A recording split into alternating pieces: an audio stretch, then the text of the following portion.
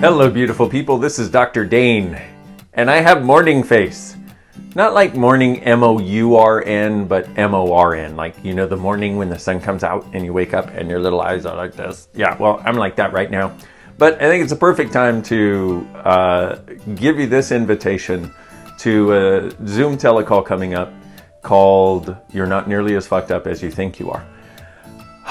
You know what? I've been wanting to create this for a very long time, because I've worked with hundreds of thousands of people around the world, and one of the things we all seem to have in common is we all think we're fucked up. And what if you're not?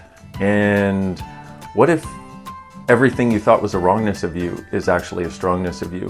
And what if you actually have capacities to be greater than you thought you were, but also as great as you are? See, most people are walking around being better than others. So the question one of the questions would be, yes, you're better than others, but are you as great as you?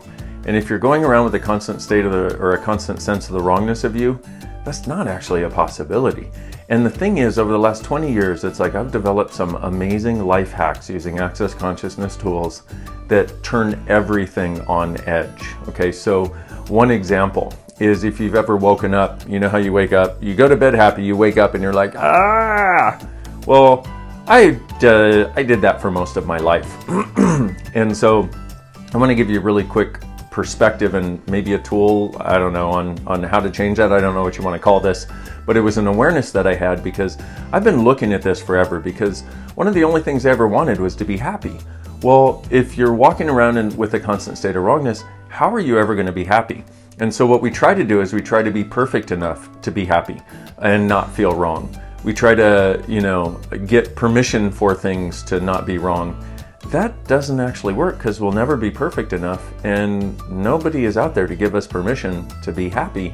And so these conversations sort of go together. It's like wrongness, happiness. It's like if you have one, you don't have the other, which is kind of interesting.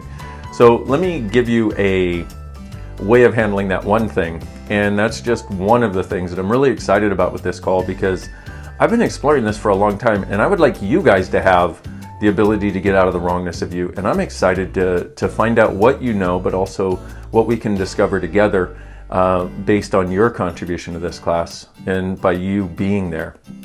So when you wake up and you have this sense of you go to bed happy and you wake up going, I don't want to be up, because all this stuff feels like it's in your head. One of the things, of course, is, who does this belong to? You should probably have heard this by now if you've ever done an access class, which is the prerequisite, any access class, because I want people to have the clearing statement and know how it works, and then we can just move on. But who does this belong to is one, but for me, a lot of times that didn't seem to work very well. So what I did was I got the sense of all this stuff, like rather than having it in my head, I got the sense of it sort of being out here in space, just sort of like yucky stuff out there. It's kind of like, if you see smoke in the distance, you're like, oh, yucky stuff over there, or smoky stuff over there, whatever.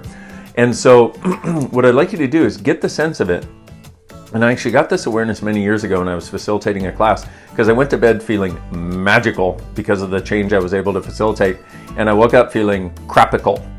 New word. Yeah, look that shit up in the Urban Dictionary. Ha! Okay.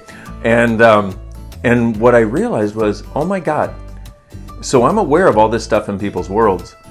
If I'm aware of it, if they're dumb enough to let me be aware of it, then why don't I just friggin' melt it? And that's what I did. And I just went, melt. And that thing of waking up with that stuff has taken on a different quality ever since. And then you go, of course, how do I melt it? Melt it. See, all of this stuff is about knowing that we can and then asking for it. There isn't a how to so many things, and we keep looking for the how, but we look for the how and then we make ourselves wrong if we can't find the how. Or if we can't find the how, we won't actually do the thing that we don't have the how for.